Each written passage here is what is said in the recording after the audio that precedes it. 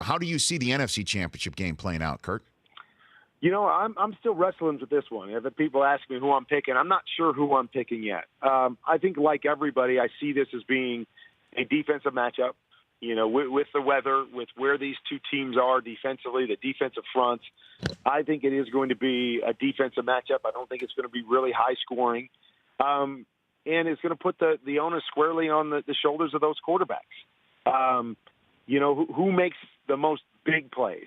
Or, maybe the vice versa, who doesn't make the big mistake? I mean, if one thing Nick Foles did great last week is he made the plays he was supposed to make and didn't make any big mistakes. Case, on the other hand, made that one big mistake that almost cost them the game, but was able to obviously make a couple big plays to offset that. But I think that's going to be the tell-all with the pressure up front. Which of these quarterbacks manages it the best and maybe makes one or two big plays that separates his team?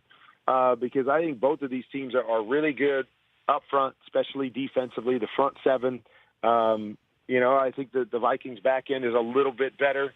And they're going to be a little more aggressive, so not give you as much room for error as maybe Philly will. But they're both really, really good. How incredible was that final play in Minnesota, Kurt? That was ridiculous. I mean, it's unbelievable. And, we're actually going to show it on the show, and I don't know if you heard this, but it was funny that you looked at difference-making plays for both of these teams.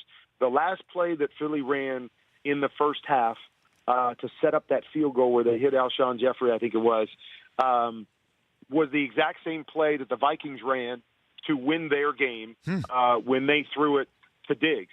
And, it's like three levels of out routes because you have to get out of bounds. And Atlanta took away the deep one, so Philly hit the middle one.